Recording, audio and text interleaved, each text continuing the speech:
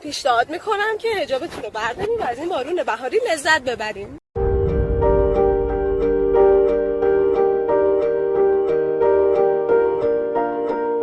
روز جهانی